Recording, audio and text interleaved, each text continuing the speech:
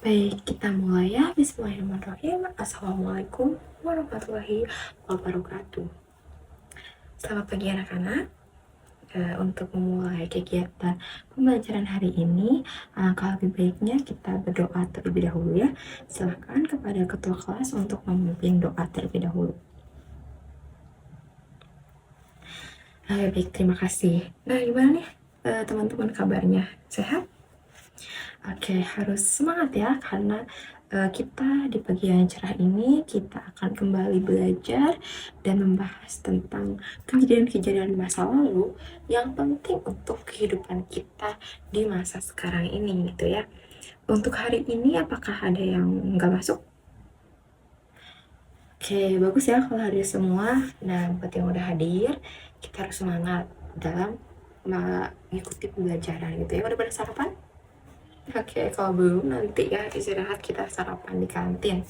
Nah, untuk materinya hari ini kita akan membahas tentang masuk dan berkembangnya agama Hindu dan Buddha di Nusantara.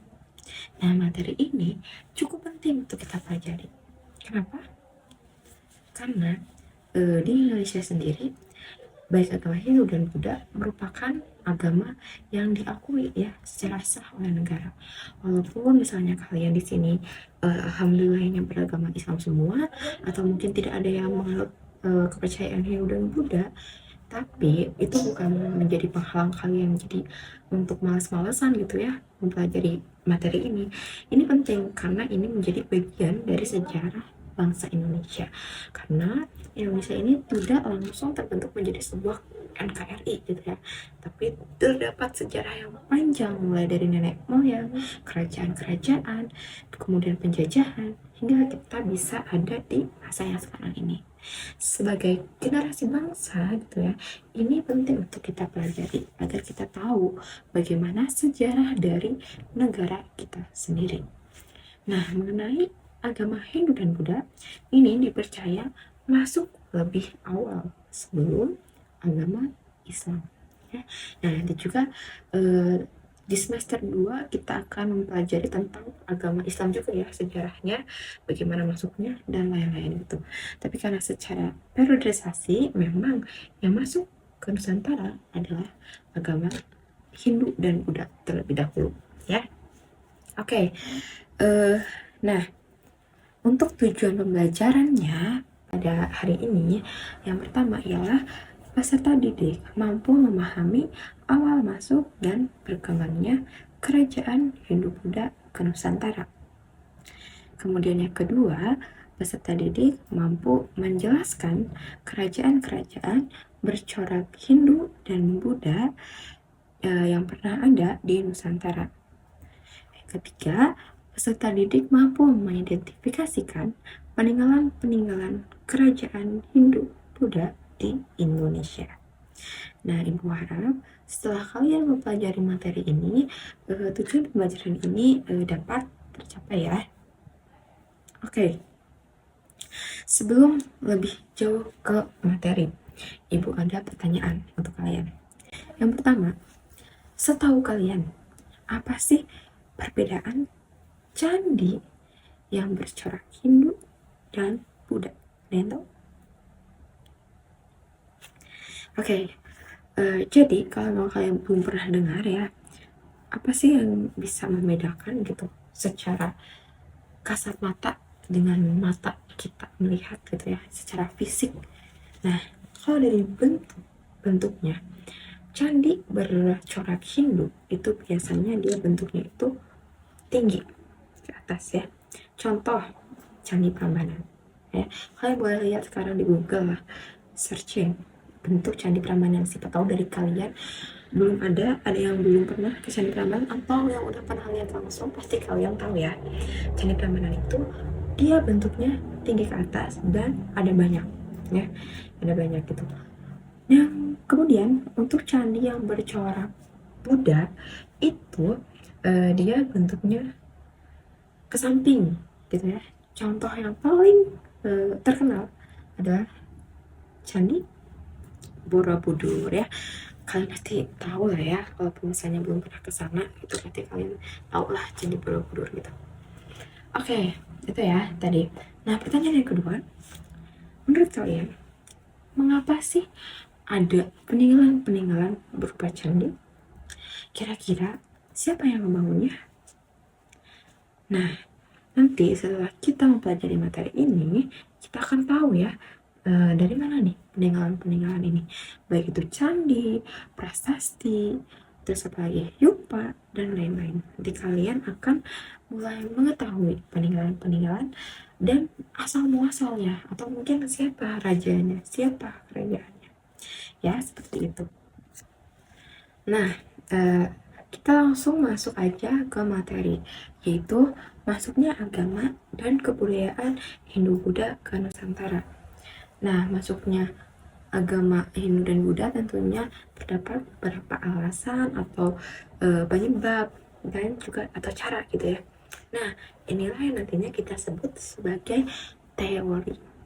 Teorinya nggak cuma satu, kenapa ada banyak? Karena ini masih menjadi hal yang belum bisa kita pastikan gitu. Jadi kayak ibu pun nggak bisa bilang bahwa teori ini benar ataupun teori yang lain salah gitu ya. Tapi kita harus mendeskripsikan atau kita harus mencari makna dari setiap teorinya dan bagaimana kita nanti menilai teori tersebut. Nah, untuk agama Hindu dan Buddha ini dipercaya berkembang dari wilayah India gitu ya. Dan kenapa nih bisa sampai ke Indonesia? Ini yang akan kita bahas mengenai bagaimana apa saja teori-teori masuknya agama Hindu dan Buddha ke Indonesia. Nah, yang pertama ada teori Brahmana. Oke, kalau misalnya kita mendengar kata Brahmana itu lumayan identik dengan kasta yang cukup tinggi gitu ya. Karena memang kaum Brahmana ini ialah pemuka agama gitu ya, yang memang di sini dipercaya datang untuk menyebarkan agama Hindu dan Buddha dari Nusantara, seperti itu ya. Nah, kemudian teori ini juga memiliki salah satu tentangan atau kelemahan gitu ya, dimana katanya itu kaum Brahmana itu tidak bisa melintasi lautan. Padahal seperti yang kita tahu, cara untuk dapat sampai ke wilayah lain pada masa zaman dulu itu ya melalui jalur laut itu ya. Jadi kalau misalnya nggak lewat lautan, lewat mana gitu kan. Nah, kenapa tidak boleh menyeberangi lautan? Karena katanya itu dapat menurunkan kasta mereka, seperti itu. Nah, yang kedua ada teori Waisya. Nah, kalau teori ini itu Waisya itu artinya pedagang ya.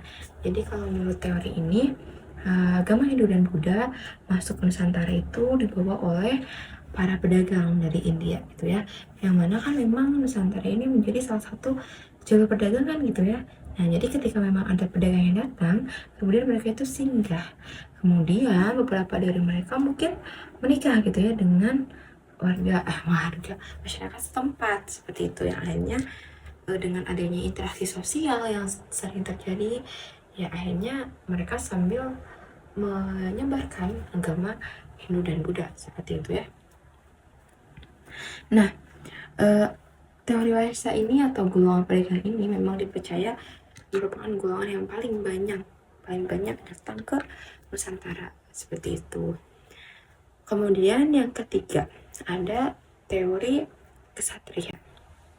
Nah, di wilayah India pada masa itu banyak terdapat perangan gitu ya. Nah, teori kesatria ini menurut teori ini itu agama Hindu dan Buddha disebarkan oleh para kesatria. Di mana para kesatria ini itu berasal dari India. Mereka yang terlalu sering berperang akhirnya kayak capek gitu kan, terus mereka memilih untuk melarikan diri. Ada yang melalui jalur laut gitu ya. Nah, ternyata beberapa dari mereka sampailah di Nusantara gitu, dimana mereka kan membawa agama Hindu dan Buddha gitu ya, dan juga mereka pun akhirnya mulai menyebarkannya. Nah, yang terakhir ada teori arus balik. Kalau menurut teori arus balik, yang menyebarkan agama Hindu dan Buddha itu adalah bangsa Indonesia sendiri. Di mana bangsa Indonesia memiliki kepentingan gitu ya untuk pergi ke India. Di sana mereka mempelajari agama Hindu dan Buddha.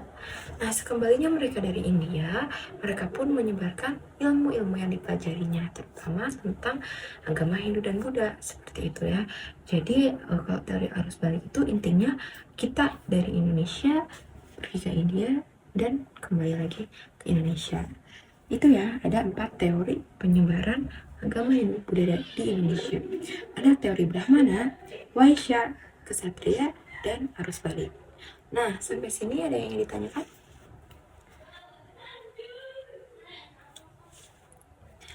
Baik, kalau sudah cukup, Ibu akan memberikan tugas ya untuk materi ini. Tugasnya adalah nanti kalian silahkan membuat kelompok menjadi 10 kelompok. Karena tugasnya itu tentang kerajaan-kerajaan Hindu Buddha di Nusantara. Di mana nantinya itu ada 10 kerajaan di Nusantara. Yang mana kerajaan 10 kerajaan ini bercorak Hindu dan Buddha. Nah, nanti kalian akan membuat salah satu peninggalan dari kerajaan yang